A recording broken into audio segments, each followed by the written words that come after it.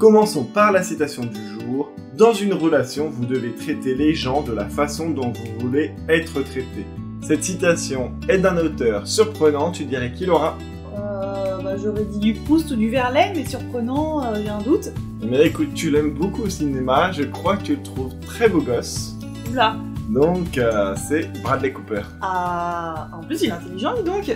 Eh oui, comme quoi, il faut jamais se fier aux apparences. Incroyable. Alors, vous l'aurez compris, nous allons parler aujourd'hui des relations, et plus particulièrement des relations toxiques.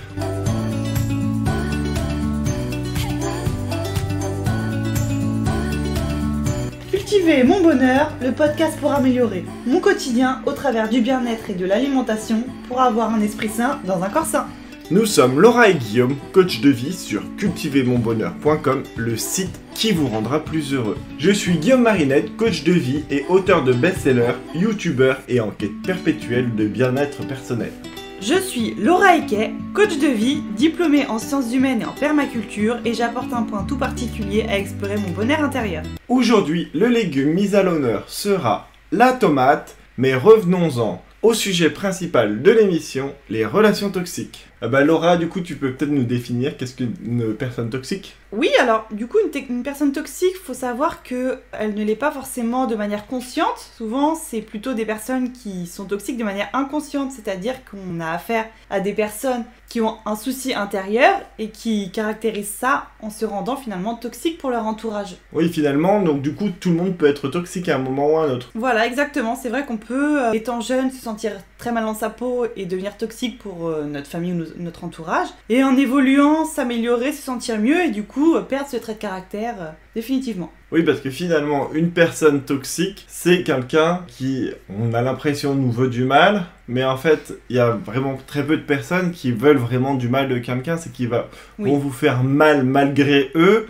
en voulant se faire du bien à eux. Ouais, je pense que c'est plutôt ça. Donc du coup, c'est ultra intéressant de comprendre les personnes toxiques, et du coup, est-ce que, Laura, tu connais un profil type de personnes toxiques? Alors oui, il y a un profil type. Je voulais juste aussi préciser qu'on peut nous-mêmes être une personne toxique et en écoutant notre podcast, se découvrir qu'on a des côtés finalement qu'on peut améliorer parce qu'on nuit probablement à notre entourage. Du coup, c'est vrai que souvent, il y a des traits de caractère qui reviennent chez les personnes toxiques. Tu as des exemples? J'ai des exemples. Dans un premier temps, une personne qui a une faible estime d'elle-même, elle aura souvent tendance à être toxique pour son entourage parce qu'elle ressent un sentiment d'infériorité. D'accord.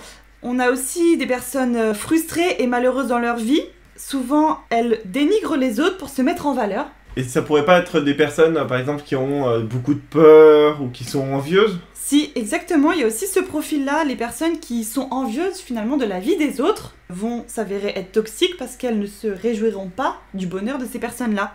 Il y a ceux qu'on voit le plus souvent, c'est les personnes qui critiquent les autres, mais qui ne se remettent pas elles-mêmes en question. Ah oui, ça arrive très très souvent malheureusement. Oui.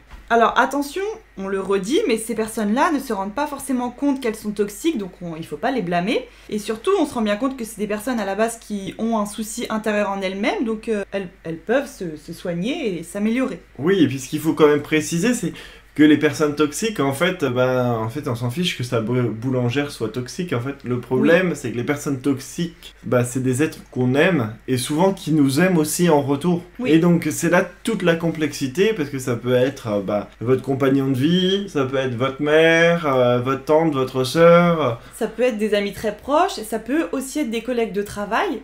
Où là, par contre, on n'a pas cette relation, on va dire, de lien de sang ou de lien amicaux, mais la relation de travail, c'est plus une relation qui est obligatoire, puisqu'on ne peut pas éviter un de ses collègues.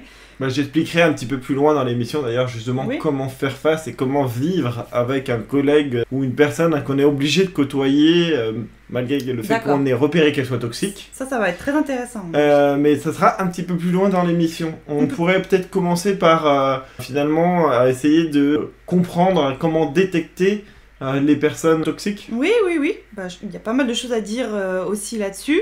Donc, il y a quand même, nous, on a répertorié une dizaine de profils types. Je vais commencer tout de suite par celui qu'on appelle le vicieux. C'est celui qui va compliquer toutes les situations et interpréter à sa façon les histoires qu'on va lui raconter. il en fera ressortir uniquement le négatif. Donc ça, c'est quelqu'un qui est finalement désagréable et qui se satisfait à vous faire redescendre de votre petit nuage et finalement, il est jamais heureux pour vous. Oui, et puis finalement, ça va être le genre d'ami qui va vous gâcher la vie parce que en fait, il va vous empêcher de voler de vos propres ailes et de vous lancer dans des projets parce qu'il va toujours vous fatiguer et va vous démotiver au plus haut point en disant que vous y arriverez jamais parce qu'il voit que le côté négatif. Oui, c'est vrai que ces personnes-là, elles ont une grosse influence sur notre état d'esprit. Donc si on veut être plutôt positif, comme on en parlait dans notre précédent podcast. Oui, vous le réécoutez, c'était sur la loi de l'attraction si vous nous rejoignez seulement sur cet épisode. Exactement. Donc voilà, c'est vrai que si vous voulez du positif autour de vous, les vicieux, vous les évitez. Mais par contre, vous pouvez les aider en leur proposant la lecture d'un livre très intéressant qui s'appelle La force de l'optimisme de Martin Seligman. Ça les aidera probablement à perdre ce côté un peu négatif et vicieux dans leur relation avec les autres. C'est vraiment un excellent livre que je vous conseille également de lire pour vous-même. Et voilà, quoi qu'il arrive, il faut toujours semer des petites graines dans l'esprit des gens qu'on veut faire changer parce que ça va peut-être ce qui va leur donner l'impulsion de changer. Oui, à la limite, on pourra mettre le lien pour mettre les livres évidemment sur notre site dans la catégorie des livres pour agir. Et moi j'ai envie de vous parler d'un profil type, c'est les menteurs. Et comme on dit, pas de bras, pas de chocolat, pas de confiance, pas de relation. Donc en fait, beau. Il faut différencier, bien entendu, parce qu'il y a des menteurs qui vont mentir par omission ou faire des petits mensonges insignifiants, et puis il y en a d'autres qui vont faire des mensonges beaucoup plus importants, ça va être même des menteurs pathologiques, ou carrément même des mythomanes, ou le pire, c'est les menteurs manipulateurs, donc ils vont vous mentir vraiment dans le but de vous détruire. Donc ça c'est vraiment un gros problème, donc il faut vraiment faire très attention et se mettre en alerte rouge et ne pas faire une confiance aveugle, surtout aux personnes qu'on connaît peu. Donc voilà, comme je dis toujours, la confiance, ça ne se donne pas. Ça se gagne. Exactement. Et en plus, ce type de manipulateur, c'est là où c'est le plus dangereux, c'est dans les relations amoureuses. On en parle souvent de manipulateurs qui détruisent finalement leur conjoint dans une relation amoureuse et ça laisse des gros dégâts par la suite. Oui, parce que finalement, après, c'est la personne suivante qui va être aimée qui va subir le manque de confiance qu'on va avoir qui est lié, en fait, on fait payer les pots cassés à un autre ou à une autre. Malheureusement. T'as d'autres types de personnes toxiques ? Donc là, j'ai un autre type qui rejoint, on va dire, un petit peu le premier dont je vous ai parlé. Là, on va parler de l'envieux. C'est-à-dire que si vous lui racontez quelque chose de positif qui vous arrive, ça le rendra jaloux, il sera envieux. Si sa vie est déjà merveilleuse et extra, ça n'empêchera pas qu'il sera envieux, parce que comme on dit, l'herbe est plus verte à côté. Et du coup, c'est finalement, là, on a affaire à un éternel insatisfait qui ne se réjouira jamais du bonheur des autres. Et ni du sien d'ailleurs. Cette personne aura tendance à rabaisser et à minimiser vos réussites en envoyant quelques petits pics ou des petites phrases désobligeantes. Ah et ça c'est pas cool hein. Mais il y a aussi les personnes toxiques là, les manipulateurs qui profitent de vous. En fait, ils cherchent toujours à tout savoir sur vous pour mieux vous berner ou mieux vous nuire. Alors ça, en fait, on le détecte parce que c'est souvent des relations par intérêt. Ils profitent de vos qualités, donc pour obtenir quelque chose de vous. Et en fait, c'est à chaque fois une relation très malsaine parce que il y a une sorte de rapport de force qui s'installe parce que la personne n'hésitera pas à vous culpabiliser, à vous humilier, à vous dévaloriser. Donc du coup, il faut faire super attention et surtout arrêter d'être trop gentil. Et en fait, là, c'est dans cette catégorie qu'on va pouvoir ranger les pervers narcissiques. D'ailleurs, est-ce que tu peux nous donner la définition, Laura, de pervers narcissique ? Oui, bien sûr. Le pervers narcissique, souvent, c'est une personne qui a un problème avec son image et qui va dévaloriser l'autre en le rendant coupable de ses propres défauts. On le reconnaît avec des phrases du style « c'est à cause de toi »,« c'est de ta faute ». C'est vrai qu'on se reconnaît forcément tous là-dedans, on a tous déjà entendu quelqu'un dans notre entourage nous parler comme ça. Oui, et donc du coup c'est des relations qui sont vraiment très malsaines parce qu'elles sont liées à un rapport de force en fait. La personne n'hésitera pas à vous culpabiliser, à vous humilier ou même à vous dévaloriser. Et donc du coup pour les reconnaître c'est facile, c'est des personnes qui se remettent jamais en cause, donc ils ont toujours raison. Ils se moquent éperdument de vos besoins, donc ils seront jamais à l'écoute. Ils n'ont aucune empathie, ils sont égocentriques, ils sont lâches et ils écoutent rien. Décidément ils ont tout pour plaire hein. Oui, là il y a de quoi être amoureux hein. Moi j'ai un autre profil à vous proposer. Vas-y, dis-moi. On a souvent affaire à des personnes égoïstes. On dit aussi que c'est des personnes égocentriques. c'est-à-dire que c'est des personnes qui sont centrées sur eux-mêmes et qui ne s'intéressent qu'à eux-mêmes. Finalement, ce qu'il aime chez vous, c'est que vous êtes un bon public pour écouter ses propres histoires. Pour ce qui est de s'intéresser à vous, ne rêvez pas. Il se fiche bien de tout ce qui peut vous arriver et de vous demander des nouvelles. Oui, donc en gros, c'est quelqu'un qui respire ses propres paix. Eh ben, c'est tout à fait ça et c'est très joliment dit.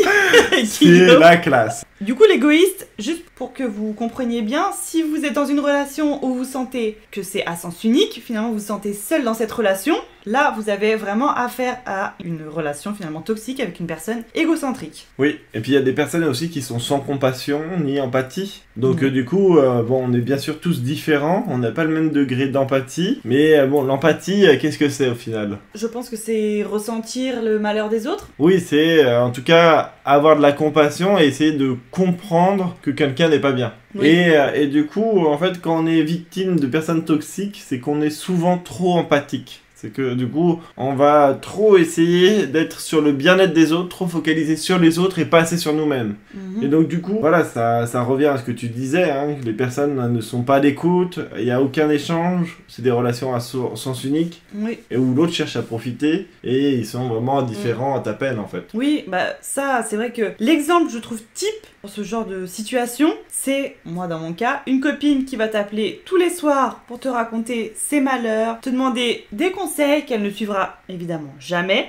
Le résultat, c'est que vous vous épuisez à écouter ses soucis, vous vous épuisez à la conseiller, et sachez que c'est normal. Donc un conseil, déconnectez-vous, mettez un peu d'espace entre vous deux et vous verrez, vous allez avoir un regain d'énergie incroyable. Oui, parce que du coup, c'est vrai que ça nous bouffe intérieurement en fait de subir ces personnes toxiques, et donc il va falloir prendre des mesures pour s'en éloigner. Mais avant d'aborder ce point-là, je pense qu'il nous manque un profil, c'est ceux qui savent pas garder leur sang-froid en fait. Les personnes qui n'arrivent pas à maîtriser leurs émotions, donc ils vont avoir des sautes d'humeur, vont être lunatiques ou caractériels. Ils vont avoir une humeur changeante, des grosses colères, et avec eux c'est toujours les montagnes russes émotionnelles. Donc, oui, mais ça finalement je trouve que ça rejoint un peu le profil du lunatique. C'est une personne, on va la voir un jour, elle sera très agréable, très sympa, le lendemain très désagréable, donc on n'est jamais certain de la façon dont il va se comporter, ce qui nous met forcément mal à l'aise, et on est dans une relation où on ne se sent jamais bien. Oui, donc du coup la meilleure réponse à ça, c'est l'indifférence. Quand la personne s'énerve, etc., Oui. faut pas essayer de comprendre, faut la laisser s'énerver, Oui, oui, oui, et une fois qu'elle est calmée, finalement la relation revient c'est ça. à la normale, pardon. Et du coup, je m'étouffe, elle rigole. Donc oui, c'est vrai que l'indifférence c'est une très bonne arme contre ces personnes-là. On prend que le côté qui nous intéresse et... C'est exactement le principe de la loi d'attraction, hein, comme on en parlait à l'émission précédente. Vous Oui. prenez le positif de chaque ça. personne en priorité. Il y a un profil aussi, on va dire, qui est peut-être un peu moins grave, mais qui existe aussi, c'est la commère. On connaît tous cette personne qui adore être au courant de tout, mais ici nous nous intéressons surtout à celle qui aime parler uniquement du malheur des autres. Elle s'en nourrit, elle le colporte, les rumeurs vont bon train, et son but c'est de créer un malaise, voire un conflit. Donc surtout, ne faites pas confiance à ces personnes-là, ou en tout cas ne leur racontez pas votre propre vie, sous peine de rentrer dans des conflits, dans des rumeurs, dans des tas de soucis. Oui, d'ailleurs, il y a une super chanson qui est sortie récemment sur ce sujet de la chanteuse Suzanne qui débute, qui a sorti son premier album récemment. Et la chanson, je crois qu'elle s'appelle Blablabla. On dit qu'il vient de loin, qu'il a beaucoup voyagé. De bouche à oreille, de bouche à bouche, il s'est noyé sur les langues de vipère. Il dit pas toujours vrai, il parle blablabla. On vous la mettra le lien sur le site pour l'écouter parce que c'est très marrant. Ça résume bien. Ça résume exactement les personnes qui parlent tout le temps dans le dos des autres et voilà, avec beaucoup d'humour, donc c'est toujours très sympa. C'est intéressant, ouais, parce que c'est vrai qu'on se rend pas compte, mais ces personnes-là, elles peuvent vraiment vous détruire, elles peuvent ravager votre estime de vous-même, parce qu'elles critiquent tout le monde et même vous. Encore, ce serait une personne qui vous ferait une critique constructive pour vous permettre de vous améliorer. Là, ok. Bah oui, il faut être à l'écoute quand même des critiques constructives. Voilà, exactement. Mais en principe, le profil dont je vous parle ne vous fera pas de critique constructive. Oui, et puis de toute manière, dans n'importe quelle critique, il faut toujours prendre le pour et le contre. Donc vous n'allez pas tout prendre pour argent comptant, parce que évidemment, chacun est maître de son destin, et si vous pensez que vous avez raison, que votre petite voix intérieure vous dit que vous êtes dans la bonne direction, faites-vous confiance, n'allez pas trop à l'écoute des autres, parce que sinon, en fait, si on est trop Oui. à l'écoute des autres, on ne fait jamais rien. Non, dans la vie, il faut s'affirmer avant tout, très important, ne pas se laisser bouffer. Oui, Du coup, Guillaume, imaginons que demain je me retrouve face à ce type de personne. Qu'est-ce que je fais? bah Laura, si tu es face à une personne toxique, tu vas arrêter d'être une éponge, parce que souvent, les personnes qui sont victimes des personnes toxiques sont trop empathiques, prennent trop les émotions et s'intéressent en fait finalement trop aux émotions des autres. Donc on va D'accord. commencer par se réorienter sur soi-même pour réfléchir aux relations qu'on a avec ces personnes. On va en fait essayer de toujours être son propre pilote et de garder sa ligne directrice, être soi-même et être à l'écoute de nos propres besoins et pas ceux des autres. Et on va arrêter de s'engager psychologiquement dans des relations en fait où finalement on se sent pas pleinement épanoui. D'accord, ouais, c'est déjà un bon début. Oui, faut faire vraiment confiance à son instinct. Après, si on a un doute, éventuellement, on peut peut-être en parler à une personne de confiance et proche de nous qui Oui. pourrait nous donner son avis. Ah bah ça c'est hyper important parce qu'il faut surtout pas s'isoler, il faut pas prendre sur soi et ne pas attendre que ça passe parce qu'en fait ça ne passera pas parce que c'est pas quelque chose que la personne fait consciemment. Et c'est un cercle vicieux finalement. Oui. Et du coup Laura, est-ce que tu as des clés pour se reconstruire si en fait on se retrouve face à une personne toxique ? Oui, alors une fois qu'on a eu dans notre vie le passage d'une personne toxique, c'est vrai qu'il faut forcément se reconstruire. Là où c'est le plus délicat, c'est dans le cas d'une situation amoureuse. C'est d'ailleurs en ce moment le cas d'une amie à moi qui pense avoir été victime d'un pervers narcissique qui n'en était finalement pas conscient, qui était une personne qui manquait énormément de confiance en lui. Là, mon amie, en l'occurrence, elle vient de se séparer de cette personne, donc elle est encore dans le cas où elle ressent le manque et qu'elle se sent un peu coupable aussi d'avoir été victime de ce type de personne et de ne pas s'en être rendu compte plus tôt. Donc surtout ne pas s'en vouloir. Oui, Personne. on se détend, c'est pas grave, c'est pas de votre faute surtout. Voilà, exactement. Ça arrive à tellement de personnes que ça se saurait, c'était si simple de les éviter. Ah bah ça c'est sûr, sinon on ferait pas de podcast sur le sujet si c'était si vous étiez isolé et que ça n'arrivait qu'à vous. Donc vous inquiétez pas. Malheureusement, c'est un mauvais moment à passer. Voilà, c'est ça. Mais dites-vous bien que vous n'êtes Ça pas ira seul mieux dans après. l'orage hein, et que vous êtes qu'une goutte parmi dans la tempête et que malheureusement ça vous réarrivera peut-être un autre jour et que ça arrive à Ah non. plein d'autres gens. Avec toutes les clés qu'on vient de donner, ça peut pas vous réarriver là. Oui, Impossible. c'est vrai. En tout cas, si ça vous arrive, vous allez pouvoir réagir bien plus vite et vous Exactement. ressortir et pouvoir rebondir comme une balle rebondissante magnifique. C'est magnifique. Donc surtout dans le cadre d'une relation amoureuse, une fois qu'on en est sorti, ça va être un peu long à la guérison. Surtout attention à ne pas retourner après ça avec une personne identique et surtout à ne pas le faire payer à la prochaine personne aussi. Ah Si- ça c'est ultra important hein, parce que Oui. à chaque fois il faut bien se dire qu'on part sur une page blanche Exactement. dans une nouvelle relation et c'est vrai que c'est pas évident de refaire confiance quand on a été blessé. Oui, ça c'est vrai. Ça c'est uniquement dans le cadre d'une relation amoureuse. Dans le cadre d'une relation amicale par contre c'est différent. Le mieux, si on n'arrive pas à être simplement indifférent à la personne qui nous nuit, c'est finalement de couper les ponts. Donc peut-être que des personnes de votre entourage ne comprendront pas votre décision, mais ce qui est important c'est que vous sachiez que ça vous fait du bien. Mais est-ce que tu penses Laura qu'il faut le dire à nos amis par exemple, je sais pas, par exemple tu serais une amie toxique, est-ce que avant de prendre mes distances, est-ce que je dois te le dire? C'est une bonne question, mais souvent on le sent, je trouve que ça dépend des personnalités. T'as les personnes, tu vois, qui sont à même pour entendre ce genre de choses et pour s'améliorer, et t'as des personnes qui sont sûres d'elles et qui n'écoutent pas les autres, et ceux-là, je pense que c'est peine perdue. Oui, c'est pour ça que finalement la clé c'est toujours la communication, il vaut mieux le dire parce que peut-être que la personne va se rendre compte et va faire des efforts et du coup vous aurez plus besoin de couper la relation parce que en ayant parlé, en ayant conscience qu'ils font du mal, ils vont peut-être vous refaire un petit peu de mal de temps en temps mais ça sera plus volontaire Et vous parce pourrez que... dire sur le coup, là attention, tu retombes dans tes travers. Vous Oui, pourrez en parler voilà, plus donc librement. peut-être que la personne va être réceptive au changement finalement et aura envie Oui. de changer, et peut-être qu'elle va mal le prendre, qu'elle va se vexer. Dans ce cas-là, vous aurez aucun regret à prendre vos distances. Oui, mais alors attention si vous êtes une personne avec beaucoup d'empathie et de compassion, à ne pas retomber dans le cercle face à une personne à qui vous diriez, voilà, t'es toxique pour moi. à ne pas tomber dans le cercle où cette personne vous retourne le cerveau, tout ça. Voilà, qui vous retourne comme une crêpe. Donc du coup, j'aime la cuisine, hein. Je suis gourmand, c'est comme ça, je suis obligé de comparer à la cuisine. Merci Guillaume pour cette minute gourmand. Oui, donc du coup, en fait, finalement, si vous ne sentez pas la force d'affronter la personne, il vaut mieux prendre votre distance, c'est ça que tu veux dire. Exactement, oui. D'accord. Et dans une relation familiale, parce que tu nous as parlé amoureux, amical, mais du coup, c'est quand même compliqué si on a une mère toxique de se dire « Ciao maman, je te revois plus », alors qu'on a envie de revoir tout le reste de sa famille.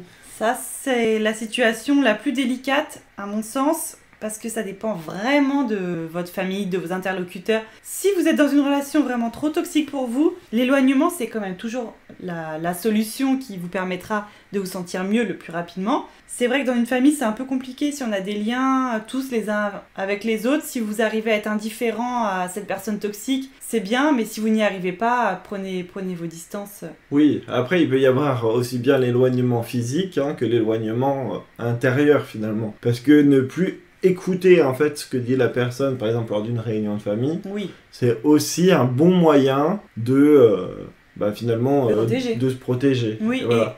Et rendre les contacts dans ce cas plus espacés, plus courts, voilà, éviter à la limite les coups de téléphone avec cette personne, les voir uniquement lors de réunions familiales. Oui, et puis éviter de tout prendre pour argent comptant. Finalement, on va prendre du recul en fait avant de se vexer, de se blesser et de se dire que finalement la personne avait raison. On va réanalyser en se disant attention, c'est dans le prisme, la personne, elle veut pas forcément me faire de mal, elle a dit ça, parce que elle est pas bien. Voilà, exactement. Donc du coup, il faut relativiser finalement. Oui, oui.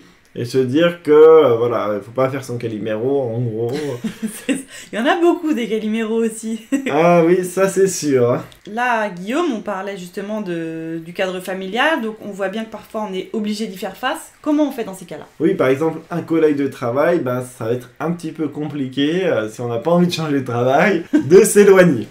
Donc du coup on est dans le cadre d'une relation imposée, donc il faut faire la différence vraiment entre les sentiments que l'on ressent et la relation qu'on entretient. Donc avec par exemple, vous pouvez avoir de la sympathie pour un collègue, mais c'est pas pour autant que c'est un ami. Ah d'accord, donc mettre ça dans des tiroirs en fait. Du coup, il faut vraiment séparer et ne pas faire passer les sentiments avant la relation professionnelle. Donc on va prendre ma fameuse boîte à outils, on va sortir les bons outils pour arriver à faire face à cette situation. Donc on va commencer par faire un rappel en disant qu'on souhaite une relation professionnelle uniquement. Donc par exemple, si Didier, votre collègue, il veut toujours aller boire un café avec vous à la pause, vous lui dites que vous n'avez pas le temps et dès qu'il revient, vous allez prendre votre pause. Et voilà, vous évitez en fait le maximum d'être confronté à lui dans le cadre où en fait des situations peuvent varier sur la vie privée et surtout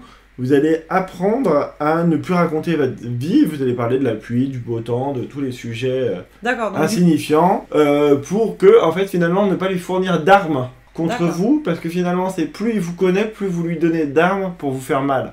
Donc finalement, toi, ce que tu préconises, c'est d'éviter les moments, les temps calmes, on va dire, on parle pas de travail, pour éviter de parler de nous-mêmes et de se mettre dans une situation... Voilà, en fait, on n'adresse la parole à cette personne que si on a quelque chose à lui dire d'un point de vue professionnel, mais pour pas paraître complètement sauvage et qu'ils comprennent pas votre changement de relation, vous allez ne plus vous confier sur vous-même. Alors la meilleure méthode pour arriver à faire ça, c'est de poser des questions. Ça c'est bien connu. Donc vous posez des questions, vous le faites parler de lui-même, il va être très content. Et puis après, dès qu'il a fini sa réponse, vous changez de sujet, c'est-à-dire vous reposez une autre question, en fait, vous rebondissez sans arrêt sur ce qu'il vous dit, comme ça vous allez être tranquille. De toute façon, les pauses café, faut pas que ça dure une demi-heure non plus. Hein. Ça malheureusement c'est le cas de celle de Laura, et du coup on n'avance pas comme on voudrait. Non, je rigole bien sûr. Et donc du coup, voilà, essayez d'être sympa. Et d'ailleurs, je peux vous fournir une petite arme pour essayer de résister aux personnes toxiques. C'est un super livre de Christophe André et Museau. Donc ça s'appelle Je résiste aux personnes toxiques. C'est paru aux éditions Point. Ça coûte 8,50€ et c'est 240 pages. Donc ça va, c'est pas un gros livre. Il est bourré d'humour qui va être vraiment plus focalisé sur la compréhension des personnes toxiques. Comme ça, on va mieux les comprendre, on va mieux les détecter et donc mieux s'en débarrasser. Donc c'est un petit kit de survie avec des textes clairs et un petit peu marrant pour stopper ces relations. Donc on vous mettra bien sûr le lien en barre d'infos là et sur notre site cultivermonbonheur.com. Et bah, j'ai moi aussi lu un bouquin là-dessus qui était très intéressant et il est à lire absolument, que vous pensiez ou non côtoyer une personne manipulatrice, parce que vous ne le savez peut-être pas encore, mais vous êtes peut-être déjà dans le piège d'un manipulateur. Ce livre vous aidera à comprendre le processus du manipulateur, à le démasquer et surtout à vous en débarrasser. Donc ce livre, c'est pareil, il est pas très épais, il se lit assez rapidement, il s'appelle Les manipulateurs sont parmi nous, c'est de Isabelle Mazaraga et on mettra pareil le lien si vous voulez sur notre site internet. Si vous êtes intéressé, vous pourrez aller le chercher là. Alors du coup, pour conclure, finalement, on pourrait se dire que pour se débarrasser d'une personne toxique aussi, on va faire la liste des plus et des moins, si finalement on doit prendre nos distances, parce que c'est quand même un bon outil. Moi, je sais que je suis très pro des colonnes et de me dire les plus, les moins pour prendre des décisions. C'est comme ça qu'il sélectionne ses amis, Guillaume, hein. Les plus, les moins. Voilà, c'est ça. Et bon, pour Laura, c'était égalité. Non, je rigole. Je l'ai forcé, hein. Je rigole, bien entendu. Et donc, du coup, t'avais peut-être quelque chose à rajouter ou pas? Non, je pense que là, honnêtement, avec tout ce qu'on vous a donné, les clés pour détecter les manipulateurs, le profil type... vous avez la boîte à outils complète. Voilà, donc, du coup, exactement. On va continuer à parler de choses qu'on a longtemps pensé toxiques, mais finalement, qui étaient très très bonnes. Ce sont... les tomates.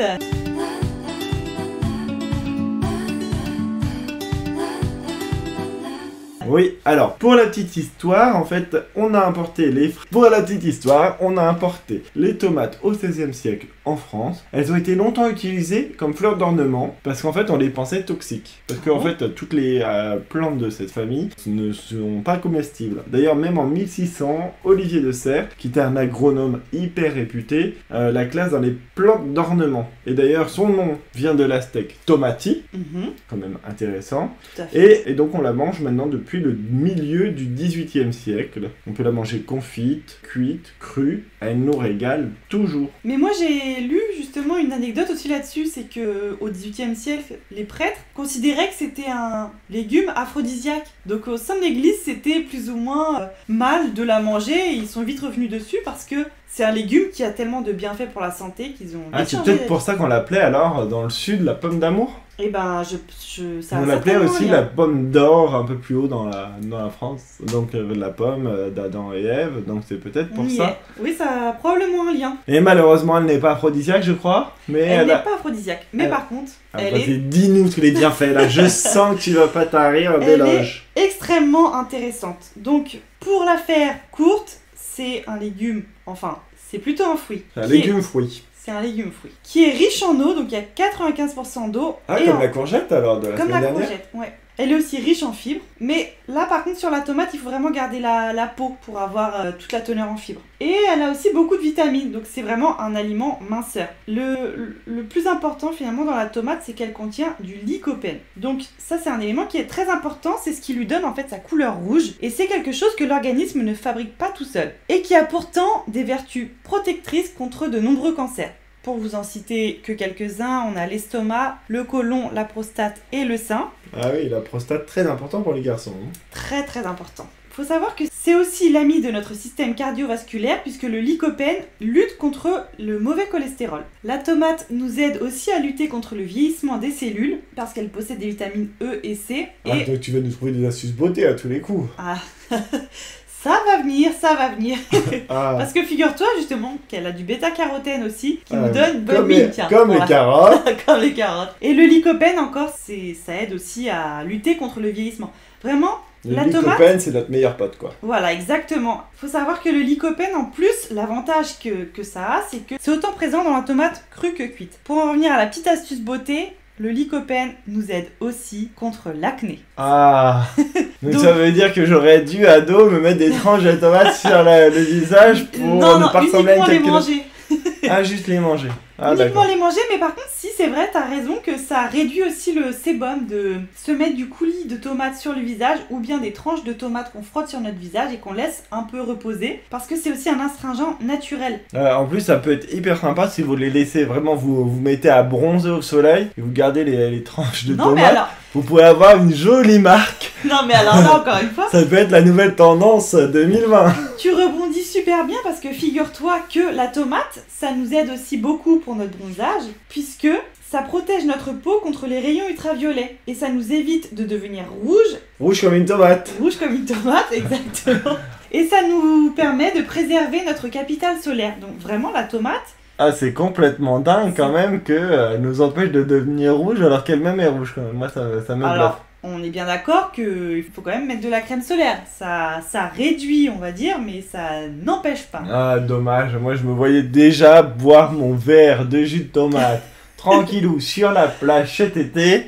Faut pas rêver. Tu vas aller m'acheter de la crème solaire et que ça saute. Non, alors ce qu'il faut savoir aussi, ce qui est très intéressant, c'est que la tomate, il faut vraiment la manger sous toutes ses formes. Les tomates séchées, par exemple, les tomates qui sont par exemple séchées au soleil, elles conservent tous ces éléments nutritifs et en plus, étant donné qu'il faut 10 tomates fraîches, c'est-à-dire à peu près 1 kg pour produire 30 grammes de tomates séchées, qu'on mange du coup plus facilement, eh bien, les tomates séchées sont l'aliment le plus riche en lycopène parmi tous ceux qu'on connaît et de loin. Donc, Oui, et d'ailleurs, vous pouvez très bien les trouver aussi bien conservées dans l'huile d'olive ou complètement sèches. sèche, oui. Alors sèche, c'est plus difficile à trouver, mais on trouve ça souvent chez les primeurs sans aucun souci. Et c'est trop bon. Voilà. Vous le coupez en petits dés là dans une salade, c'est top. Pour l'allié minceur, hein, voilà, sèche au moins, il n'y a pas d'apport en huile. Donc voilà, vraiment, la tomate, très important pour le lycopène. Il faut savoir que la biodisponibilité est augmentée à la cuisson et l'ajout de matières grasses améliore l'activité antioxydante du lycopène. Donc ça, c'est quand même incroyable parce que la plupart du temps, les légumes,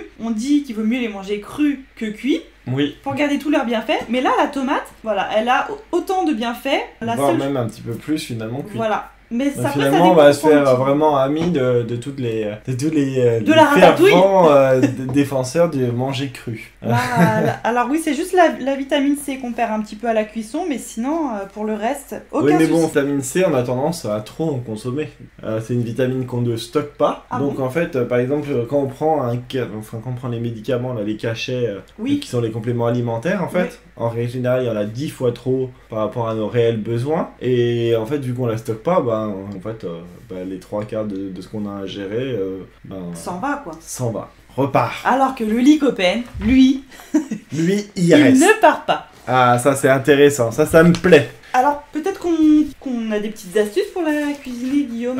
Oui, mais avant de la cuisiner, on va tordre le cou à... Parce que moi, je déteste qu'on mange pas les tomates de saison. Donc, Laura, est-ce que tu peux me dire, est-ce que je vais encore te piéger cette Oh semaine non si à la saison de la tomate? Alors moi, je dirais que la saison de la tomate commence en juillet. J'ai bon, non? Non. Et elle se terminerait quand? Je dirais en septembre. Alors, pour septembre, tu as raison. Et on va dire plutôt de mai à septembre. Après, bon, on dit mai, moi je suis pas tout à fait d'accord parce que mai c'est forcément des tomates sous serre. Ou peut-être que dans le sud, ils ont la chance. Bah, même, c'est dans le sud, de début mai ou en tout cas mai, fin mai, c'est encore des tomates sous serre. Donc, si on veut vraiment des tomates en pleine Bonne terre, tomate. bon, qu'on trouve pas partout, hein, Oui, d'ailleurs, ça va être de juin à septembre. juste pour une petite précision sur tout ce qu'on a dit, on privilégie les tomates bio, hein. Évidemment. Que ce Et soit pour on essaye les anciennes variétés, parce que finalement les anciennes variétés, elles vont moins donner, elles vont être un peu plus chères en magasin malheureusement, mais elles vont être vraiment meilleures en goût. Oh oui, et on voit aussi qu'il y a beaucoup moins d'eau à l'intérieur, c'est vraiment très charnu, elles sont bien meilleures. Oui, et bon, la tomate c'est quand même la star de notre potager aussi, hein. Oh oui, Là cette année, on en a mis beaucoup chacun dans notre potager. Vous pouvez aller voir sur la chaîne de Laura YouTube Pratique et Sain, c'est ça le nom de ta chaîne? c'est ça. Elle nous explique comment se débarrasser des gourmands. C'est ça, là on est en plein dedans, donc n'hésitez pas à les enlever, vous aurez comme ça des beaux pieds de tomates et des bonnes tomates par-dessus. Voilà, donc du coup aujourd'hui, moi je vous propose une recette un petit peu originale, une recette de tomates farcies, mais pas avec de la viande, donc une recette végétarienne. Et en fait, on va simplement faire des tomates farcies au boulgour, donc avec des petits légumes d'été grillés. Donc je vais pas vous embêter à vous préciser préciser toute la recette là tout de suite, vous allez la retrouver sur notre site. cultivermonbonheur.com. Voilà, donc où vous allez retrouver mes bonnes recettes. Et puis même, je mettrai le lien de ma dernière vidéo sur YouTube où je vous ai fait une petite salade de tomates rôties avec de la mozzarella. C'est un délice. Un délice, voilà. Et bah du coup, nous on se donne rendez-vous la semaine prochaine. Bah ouais, merci en tout cas Guillaume pour ces petites recettes. Oui, et merci surtout à vous tous parce que finalement la première émission a été beaucoup plus écoutée que ce qu'on pensait. Oh oui. Donc merci, ça nous a fait vraiment chaud au cœur. Donc ça continuez à nous écouter. N'hésitez pas à nous noter 5 étoiles évidemment sur iTunes ou Spotify, de vous abonner et à partager notre émission sur les réseaux sociaux pour nous aider à nous faire connaître parce que plus on est de fous, plus on rit. Allez, à samedi prochain. À bientôt.